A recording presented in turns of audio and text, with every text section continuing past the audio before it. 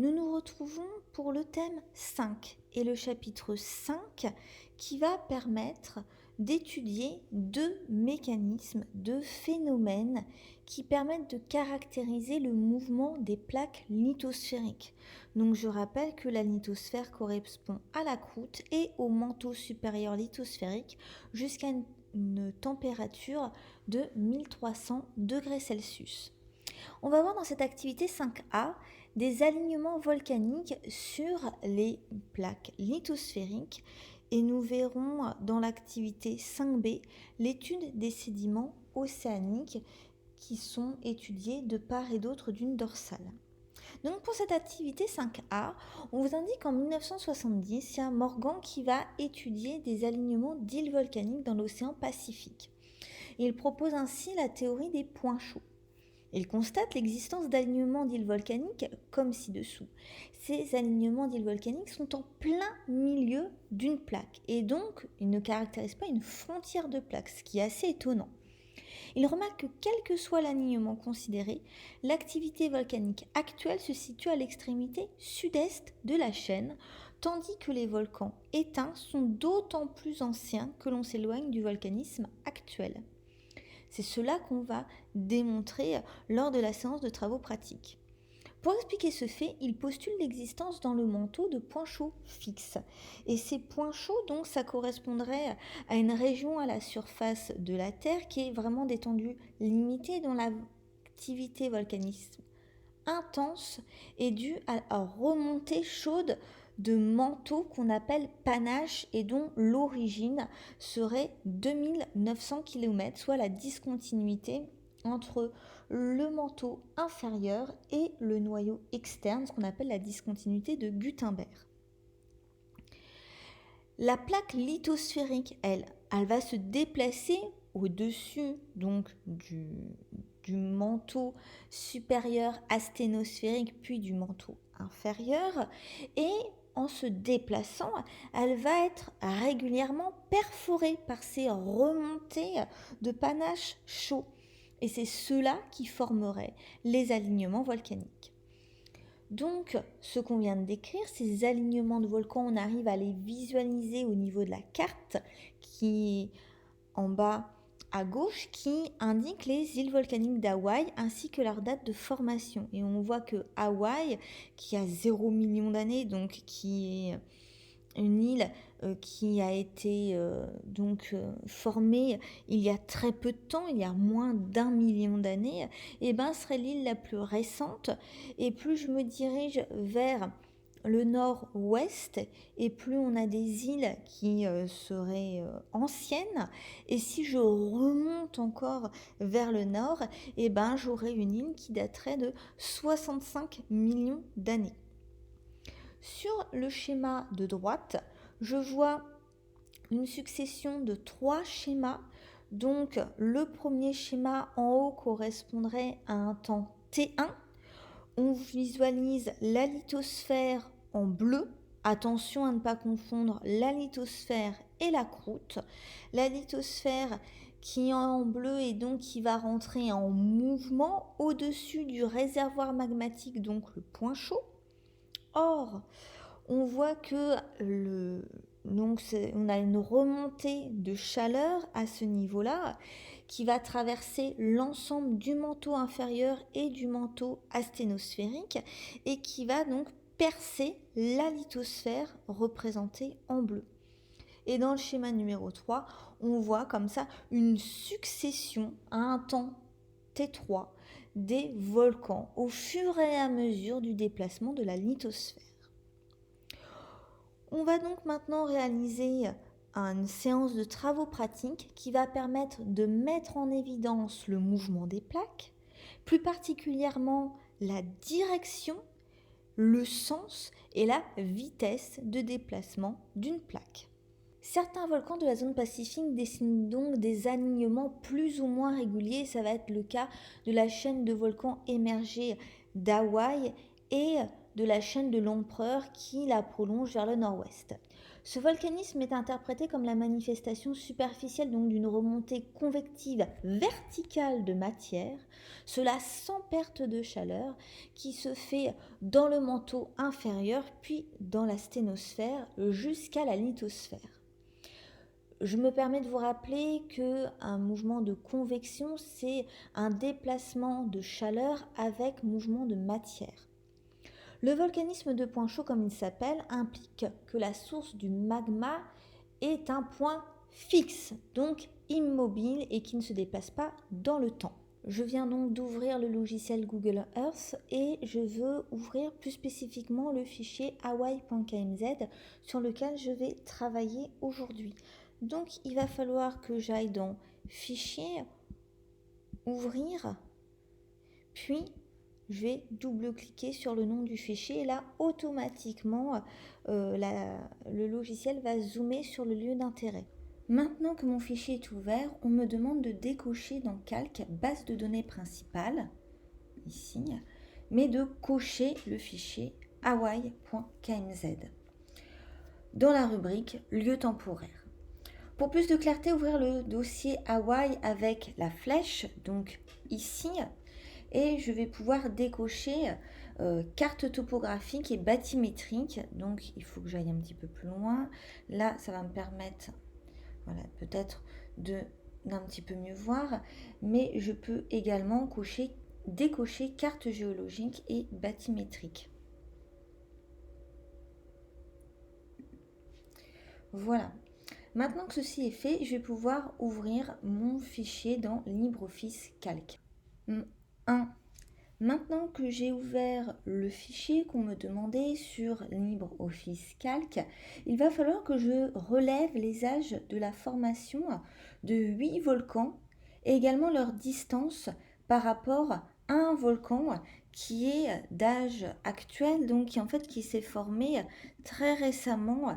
C'est le volcan Loahi, donc qui date de 0 million d'années, c'est-à-dire qu'il s'est formé il y a moins de 1 million d'années. Et il va falloir que j'indique uniquement des valeurs positives pour l'âge à l'intérieur de mon tableau, parce que en effet, qui est indiqué moins comme ici ou plus comme là, ça revient à la même chose. C'est le logiciel qui indique différentes valeurs. Afin d'avoir des valeurs significatives dans mon tableau, il ne faut pas que je prenne des volcans trop proches de l'Ouaï. Et donc, on me propose de commencer par exemple par l'Anaï, vous voyez, qui a une certaine distance. Par contre, il ne faut pas que j'hésite à prendre des volcans très loin de l'archipel d'Hawaï, comme par exemple ce volcan-là, ou encore peut-être un qui est encore plus loin comme Midway.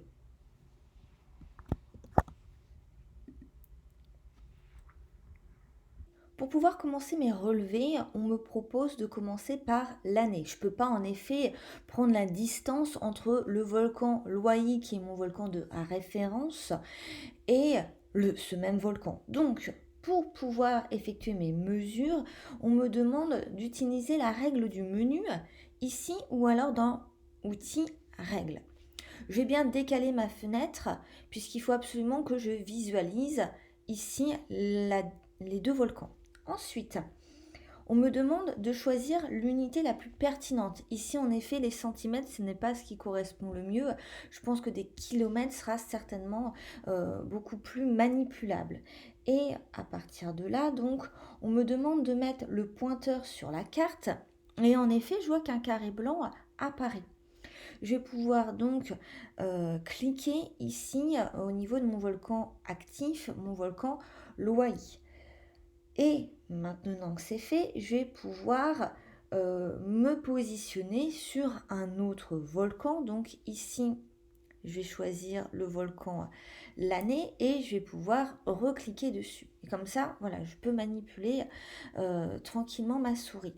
Je vais pouvoir indiquer ici le nom du volcan que j'ai choisi, donc l'année. Je vais pouvoir indiquer son âge. Alors du coup, l'âge ici de l'année est en millions d'années. On est sur 1,28 million d'années. Il ne faut pas que je remette un MA parce que sinon je ne vais pas pouvoir manipuler à l'intérieur de mon tableau.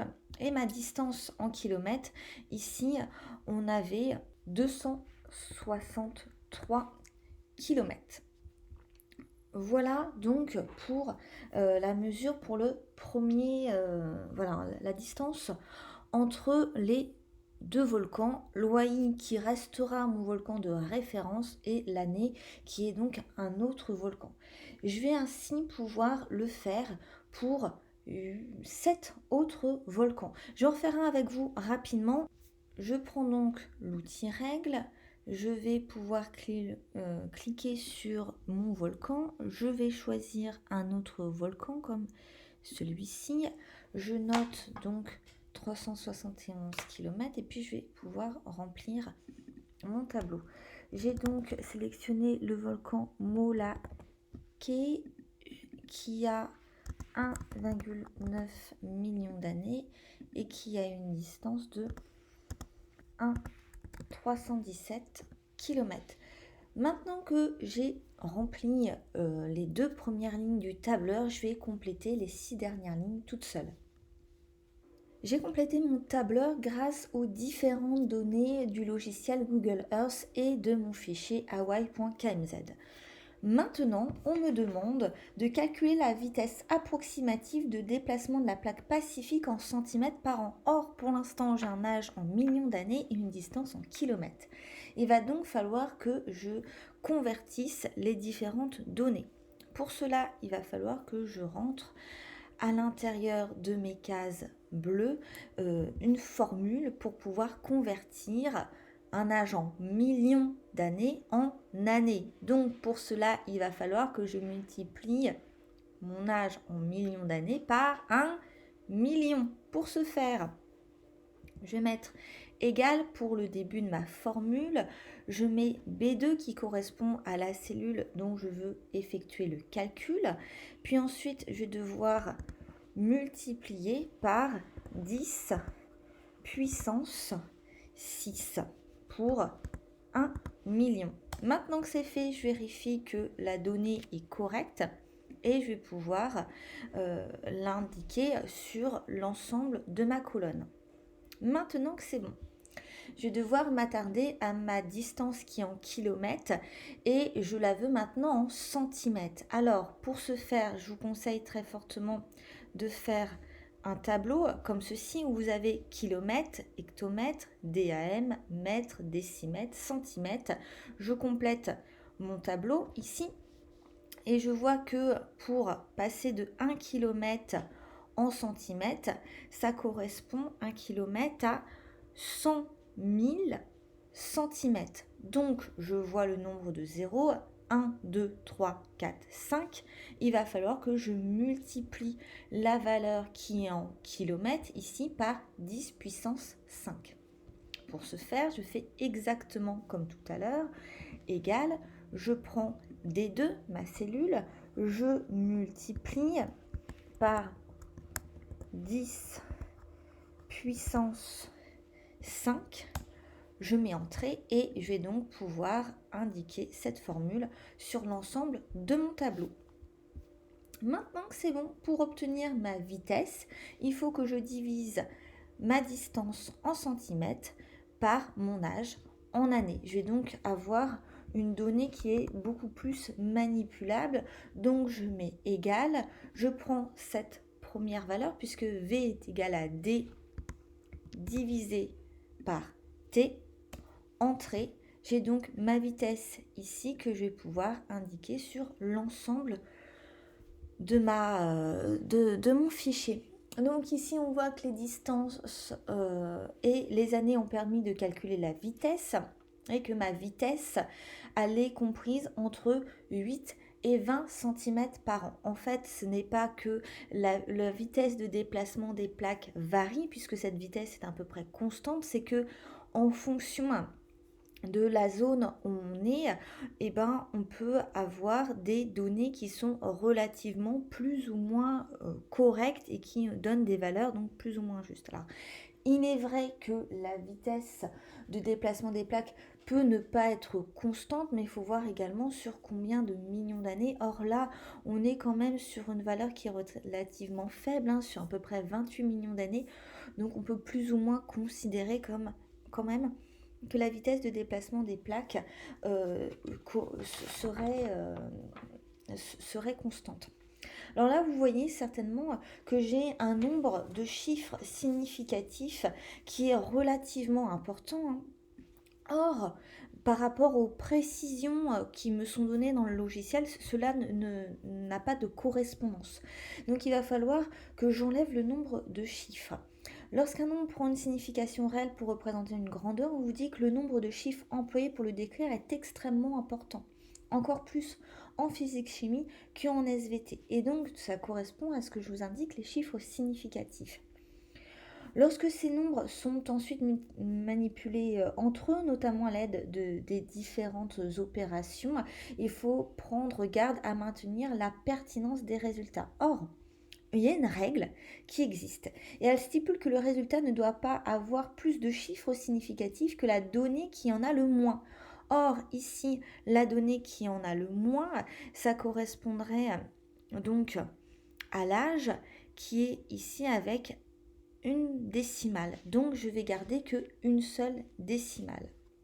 Pour cela, je vais utiliser la petite case là, supprimer une décimale et je vais m'arrêter ici. Maintenant que j'ai une cohérence, je vais pouvoir m'attarder sur la prochaine consigne qui correspond à construire un graphique qui exprime la distance entre chaque volcan et le Loï, donc mon volcan de référence, en fonction des âges des volcans. Donc, sachant que j'ai toujours Y en fonction de X, ma distance va être en ordonnée et mon âge va être en abscisse. Je vais d'abord sélectionner la distance en centimètres qui va devoir être indiquée en fonction de l'âge des volcans que je mettrai en X. Donc je maintiens la touche CTRL pour pouvoir sélectionner ma deuxième colonne qui est éloignée. Je vais ensuite dans insérer un diagramme et je vais faire en sorte de bien visualiser l'ensemble de mes actions. Donc ici, le diagramme qui est proposé ne correspond pas à ce que j'attends. Je vais aller dans X, Y dispersion, puis dans point et ligne.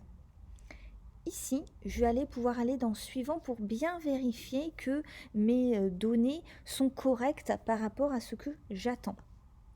Donc, dans série de données, ici, je vois la valeur de X, ça correspond donc à mon abscisse. L'abscisse, je veux que ça soit en fonction des âges des volcans.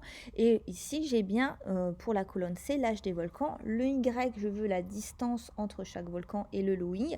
Et c'est bien ici ma colonne E qui est proposée dans l'assistant de diagramme. Et ça correspond bien à ma colonne E que j'ai sur mon tableur. Donc, maintenant que c'est bon, je vais pouvoir aller dans éléments du diagramme et remplir les différents points pour qu'on ait un affichage correct. J'ai ici mon graphique de la distance entre chaque volcan et le Loï en centimètres en fonction de l'âge des volcans en années.